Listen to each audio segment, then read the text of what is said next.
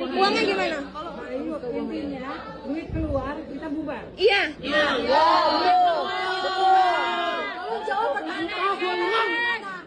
Sosok Ayu Puspita pemilik WO bikin pengantin nangis resepsi tanpa makanan, tipu 230 pasangan untuk beli rumah mewah. Nama Ayu Puspita, seorang pemilik wedding organizer, WO, sedang menjadi sorotan. Hal ini setelah dia diduga menipu 230 pasangan dengan total kerugian mencapai 16 miliar rupiah. Dia diduga menggunakan uang klien untuk membeli rumah mewah di Jakarta, hingga jalan-jalan ke luar negeri. Berdasarkan penelusuran, Ayu Puspita dikenal sebagai pengelola sebuah wedding organizer yang berpromosi dengan paket lengkap termasuk venue, dekorasi, catering, hingga layanan dokumentasi. Berdasarkan materi promosi yang beredar, dan akun Instagram Biu Puspita A, ia juga mencantumkan alamat operasional di Jalan Haji Siun 2C nomor 51A, Ceger, Jakarta Timur.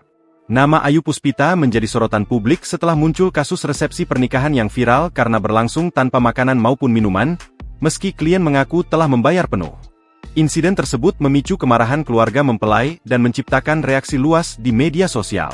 Para korban langsung mendatangi rumah Ayu Puspita meminta pertanggungjawaban. Rumah yang dibeli Ayu tersebut adalah rumah mewah yang berada di sebuah komplek perumahan.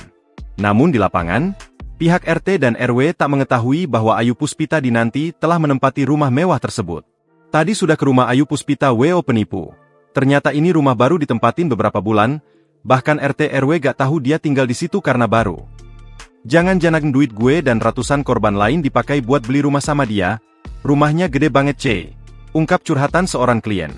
Pengakuan Ayu Puspita pemilik wedding organizer, WO, yang tipu ratusan calon pengantin di Jakarta, ternyata memakai uang kliennya membeli rumah mewah dan jalan-jalan ke luar negeri. Ayu Puspita mengakui bahwa manajemen keuangan perusahaannya berantakan.